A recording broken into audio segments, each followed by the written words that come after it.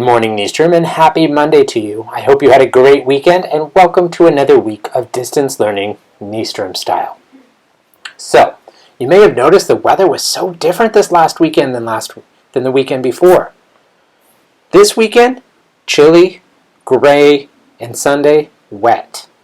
The weekend before, I was running around in shorts, went to the beach. It was beautiful. Bike rides, loved it. So, very different weather. And turns out other places are having very different weather too. Southern California, known for being hot, warm, beautiful. Well, Malibu Canyon. Malibu, you think of Malibu, you think of the beach and surfers. They had snow. Check it out. One of these corners. That's crazy. That does not happen very often. And I have learned that while today, Monday, is supposed to be dry, later this week, we're supposed to get some big rainstorms ourselves. Not snow like Malibu, but rainstorms. Miss Porzingis told me these are going to be the biggest storms of the year so far. Lots and lots of rain. I think she called them atmospheric rivers. Whoa! So I decided to be prepared. I found this video that taught me how to make a rain gauge so I could measure how much water came down over the next couple of days. And you'll watch a video on how to do it in a moment. I would highly encourage you to do it. It is so easy. All you needed, I just needed a bottled water, cut the top. Here it is. I'm pretty much ready for this storm of the year. So I am going to share a Padlet with you. You, if you are interested, can share a picture of your rain gauge, but more importantly, later in the week, I want to know how much rain you got, because you might get more rain than me, or maybe I get more rain than you. Who knows? But let's get our rain gauges ready, and we can find out later this week with the storm that's coming. So today, I'm going to show you how you can make your own rain gauge right at home. A rain gauge is what we use to measure how much rain falls. So for this project, you're going to need a few simple things: a medium to large empty clear bottle, a pair of scissors, tape, a ruler, a marker, and a little bit of water. So to get started, we're going to cut the top of our bottle, and for this, you need a parent. So you'll take your bottle and your scissors and very carefully cut off the top part of your plastic bottle.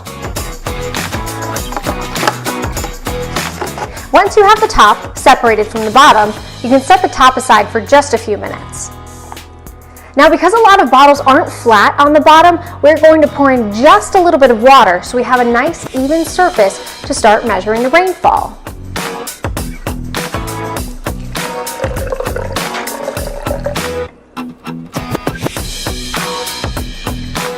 So you're going to use that little bit of water to start measuring how much rain accumulates. Now, to keep track of that, you take a nice long piece of tape and put it on the side of your bottle.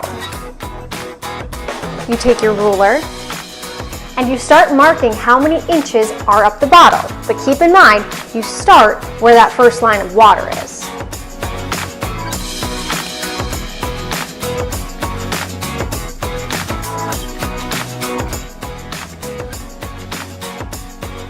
Once you've marked the inches on the outside of your bottle, you're going to take your top. If you haven't done so already, take the lid off and set it inside the bottom half of your bottle. This is going to act as a funnel as we measure the rainfall.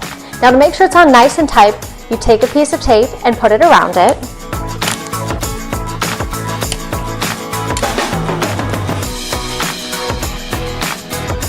And you've made yourself a rain gauge. Now you're ready to start measuring rain.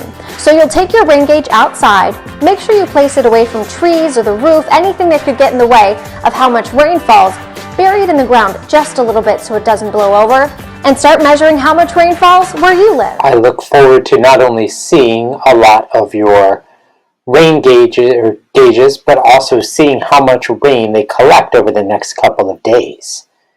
Anyway, switching gears to the riddle. A little bit of a tricky one, but I also think you can get it because there's some big hints in here. So, I am a compound word can ask your teacher if you don't remember what that means. The first part is known as man's best friend. The second part is a forested area. When you put it together, you get North Carolina's state flower. That is your big hint. So let us know, and we will share those answers on Tuesday. Now, best time of the week, and it's fun to start off celebrating your week last week. So these are shout outs from your teachers for your great job last week. Let's get it going.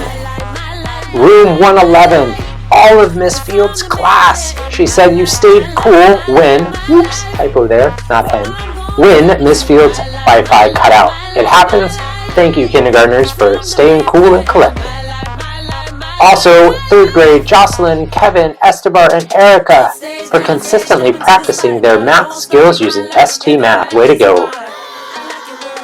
And sticking with 3rd grade, all of these are from Miss Fairweather's class. So first, Antonio and Messiah. These two students are always asking wonderful questions.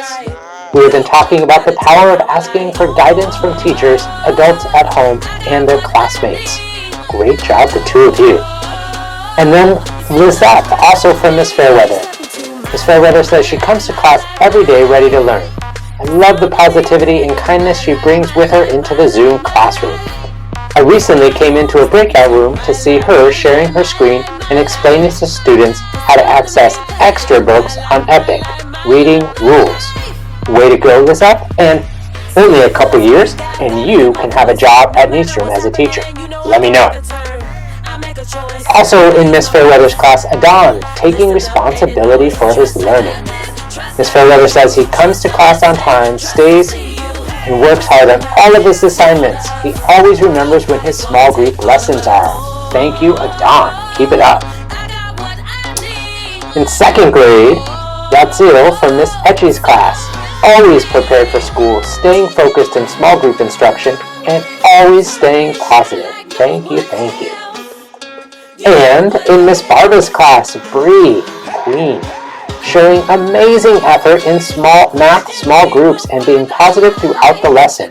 Great job, Bree, and keep it up.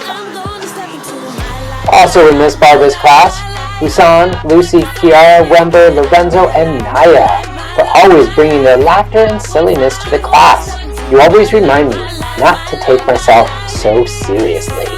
Always fun to have fun in school. And finally, Michelle and Mariano from Miss Barda for helping out and supporting each other and others and always being patient. Thank you, 2nd graders. Keep it up. That is it for today. Remember those 4 B's. Be responsible, be respectful, be safe, and be honest. Have a great day or not. The choice is yours.